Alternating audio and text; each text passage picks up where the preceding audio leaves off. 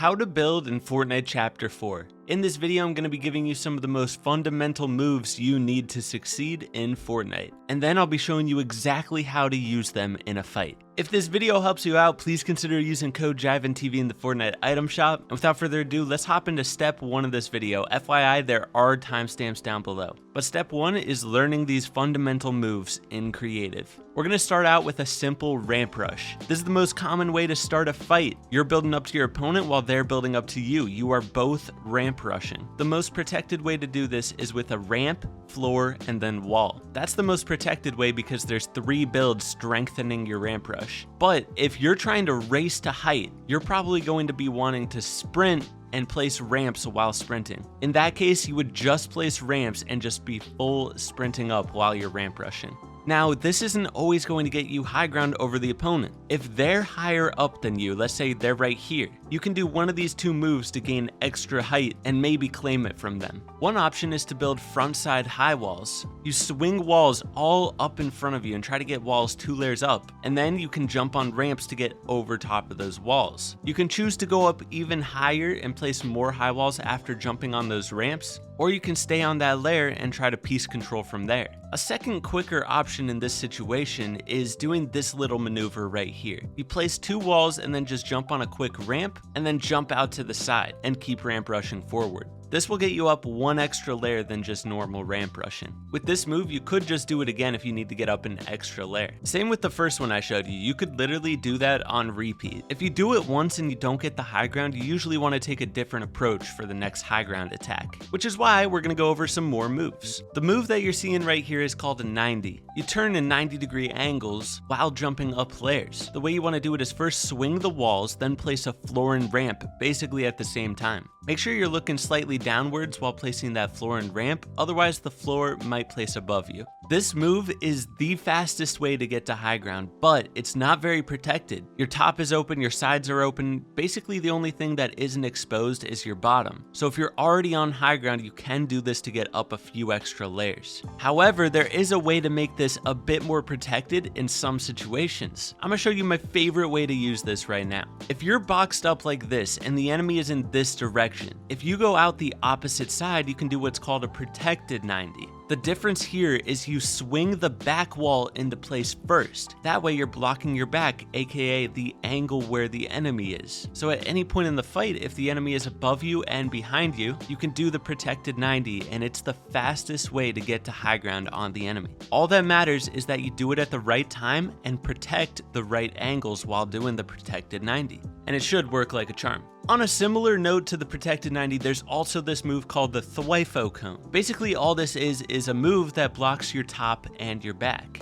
You swing walls behind you and then a cone on top, and you block all those angles behind you. It doesn't get you up layers fast or anything like that, but it's a good way to get up 1 layer very safely. It can be a good way to start a retake. For example, let's go back to the protected 90. You could be leaving your box and do a Thwifo Cone and then do the protected 90 after. It's a viable option. Now it's time to show the retake that everybody uses, and there's a reason. Let's say we're boxed up again, and the enemy is behind us again. This is the most protected retake. The way it works is first you place a ramp, and then you swing walls above and in front of you, and then off to either your right or left side, depending on where you think the enemy is. If you think the enemy's to your left, you swing walls to the left. And if you think they're on the right, to the right. And then you top it off with a ramp on top. The reason this retake is so good is because look at how protected it is. You have all of your angles blocked, except for the side that you leave open. So if you're ever trying to initiate a build fight, this is a really good way to do it. Additionally, you can flip the ramps that are above you and jump on top of them. And then when you're on top of the ramp, you can do the same retake all over again. So you jump onto the flipped ramp and you place walls above you and then a ramp on top.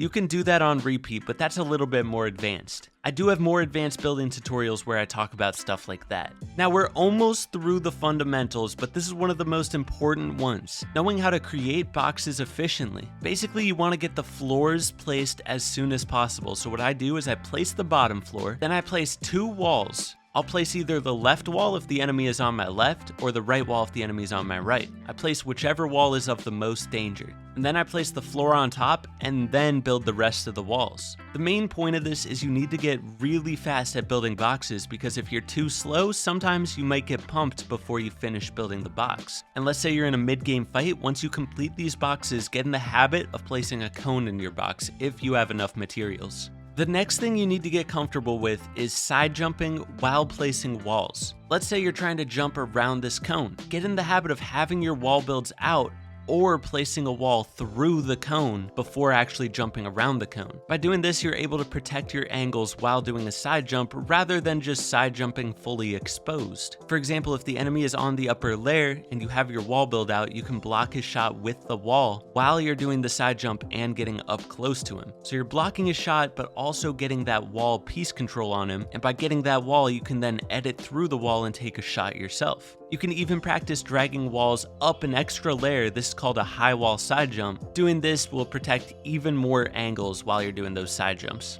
Now we're getting into 3 ways to piece control. First, how to piece control from above. You always want to be looking to get a floor and cone on top of your enemy. Then you edit the right side of your floor and cone, place walls around the enemy, and maybe a cone in their box. You can also place a ramp in their box. What pros do after doing all that is place one more wall in front of them and then set up a window or some kind of right-hand peek with that wall. That's just one extra step of precaution. But you can just hop into creative and practice doing this on repeat until you feel comfortable with it. Then piece controlling from below, when you're piece controlling through the wall, if you hug a window peak, you can place cones above and below the enemy and walls around them. I typically go for a window peak when I'm doing piece control from below like this. And then lastly, piece control on your own layer. What you want to start doing is practice placing cones first and then claim the wall in front of you. So drag cones towards the enemy, place the wall in front of you, and then edit a window peak and place the other walls. Cones place further than any other build, which is why you want to practice placing them first. You can even practice doing a cone tunnel, just like I'm doing on screen right here. If you can get this down, it'll help your piece control tremendously.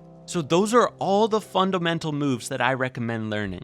Get them all down in creative without any pressure on you, and then you can start practicing it in 1v1s. Once you get it down in 1v1s, then you can start transferring it to arena or pubs, whatever you're going to be playing. It's typically a 3-step process to learning new stuff. Practice in creative with no pressure, practice in 1v1s with pressure, and then practice in actual games. That's how I've got all my skills down over the days. To end this video, I just want to show you exactly how you can use these builds in typical fights. I'll show you a few arena clips after I demonstrate this. Okay, I'm going to show you like the most generic fight situation and how you can use these builds in a fight. Most fights usually start out with ramp rushing, so you're pushing up to the opponent like this. Let's say he has height over you. What you can do is that initial move that I talked about at the start of the video. You can go up like this. But let's say they're up too many layers and you need to get up higher. What you would do in that situation is whip out the front side high walls that I was talking about earlier, just like this, until you have an opportunity to either take height or piece control them. But let's say you get on high ground, what would you do next? You would start looking for some of these floors and cones, try to get a floor and cone over top of the enemy, and then go for some piece control. You got to be watching out for side jumps and stuff like that, but yeah, you just want to try to look for piece control from above, take peek shots. But let's say that they're the ones that get high ground.